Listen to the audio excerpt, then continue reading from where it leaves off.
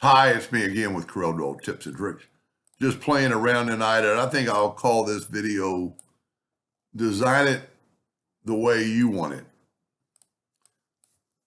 Just play is how you learn. I'm going to draw an ellipse. I'm going to hit P, put it in the center of the page. I'm going to use the 3-point curve line. I'm going to go from the center. If you have Snap to Object on, that line will go to the center. And then just go outwardly. And then give a little bit of turn. Doesn't really matter, it's your design. Control D, alternate C is going to make it rotate from the center. We're going to rotate at 15 degrees. And then we're actually going to rotate it again. So we have 30 degrees. Now you can do whatever you want to the ends of these. I'm just going to make it simple by using the 3-point curve line. And I'm going to go from there to there. And I'm going to hold down the control button. You don't want it going past this arc. And I'll show you why in just a second. So we're going to hold down the control button. So this one's going to look a little bit different than the one I did before. Those two don't have to be equal. I'm going to group these together so we can move them out of the way in just a second. Control G. I'm going to get my Smart Fill tool, and I'm going to use a blue this time. I'm going to use that darker blue. And I'm going to fill both these in with blue. And then from here, you can just use your imagination. Grab that top one maybe and grab the interactive fill tool and make it black on both ends.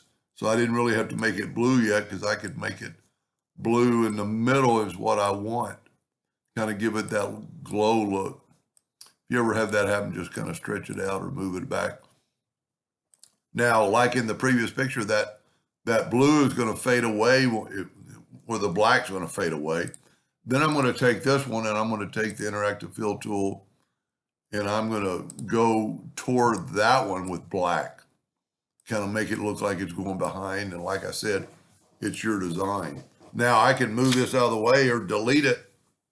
I can group this together, Control G, Control D. Alternate C is going to make it rotate from the center. And we did it 15 and 15, which is 30, so I'm going to rotate it 30 degrees. Now, it doesn't look all that spectacular, but look what happens when we put it, if you were going to print this on a black t-shirt. Let's see what it looks like. See, it kind of makes, and this would be a very good one to clone. Matter of fact, let's do that.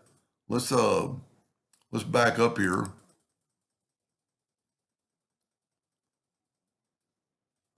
And let's take,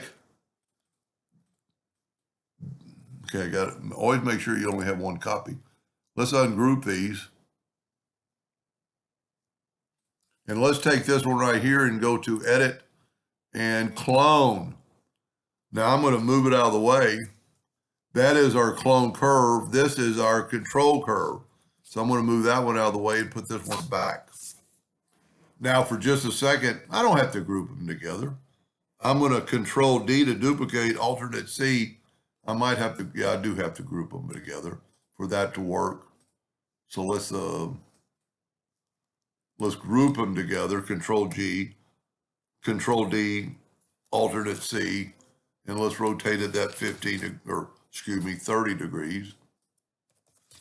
And then let's Control D.